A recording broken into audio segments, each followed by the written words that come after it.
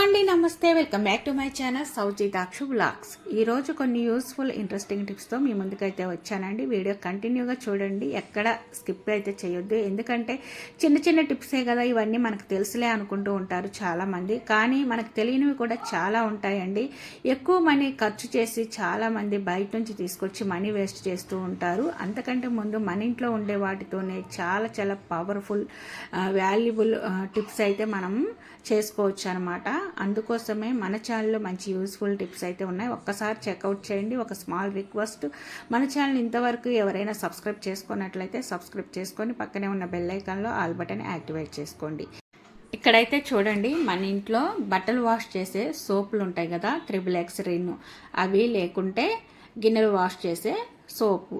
ఇదైతే ఊర్వశి సోప్ తీసుకున్నానండి. ఇంట్లో ఉంది, ఏదో కొంటే ఫ్రీగా వచ్చిందనమాట. వేస్ట్గా ఎందుకు పక్కన పెట్టడం అని చెప్పేసి ఇక్కడ మీకు చూపిస్తున్నాను. ఇలా మనం గ్రేటర్తో ఇలా తురుముకోవాలండి. ఇందులో హ్యాండ్ వాష్ లిక్విడ్ ఉంటుంది కదా, అది వేసేసుకున్నాను. ఒకవేళ ఇది లేకపోయినా స్కిప్ చేయొచ్చు.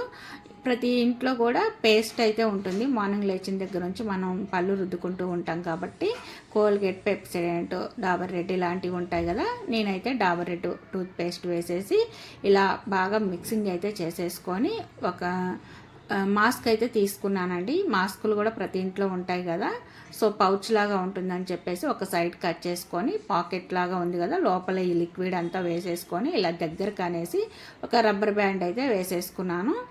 ఈ రబ్బర్ బ్యాండ్ కొంచెం గట్టిగానే వేసేసుకోండి. సో ఇప్పుడైతే ఈ మాస్క్కి ఆల్రెడీ ఎలాస్టిక్ ఉంది కదా, ఈ ఎలాస్టిక్ని కట్ చేయకండి. ఇలా మన ఇంట్లో అయితే ఇలా ఉంటుంది కదా, అంటే వెస్టర్న్ బాత్రూమ్ ఉన్న వాళ్ళకి ఎవరైనా సరే ఇలా అయితే ఫ్లష్ ట్యాంక్ ఉంటుంది.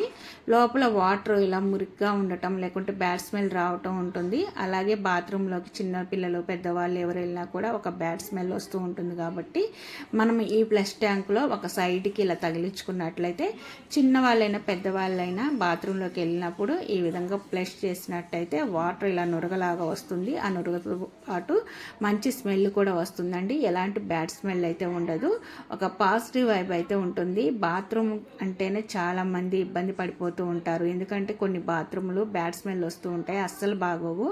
సో ఇలాంటివి మనం అప్పుడప్పుడు యూస్ చేయటం వల్ల ఏంటంటే మనం బయట నుంచి మనీ ఖర్చు పెట్టి వేలకు వేలు ఖర్చు పెడతారండి కొన్ని లిక్విడ్స్ కోసము. అలాంటివి కొనుక్కోకుండా ఇంట్లో ఉండే వాటితోనే మనం ఇట్లాంటివి తయారు చేసుకొని యూస్ చేసుకోవచ్చు. ఎప్పుడు కూడా మంచి స్మెల్ వస్తూ ఉంటుంది బాత్రూమ్. మీకు నచ్చినట్లయితే ఒక స్మాల్ లైక్ చేయండి, షేర్ చేయండి.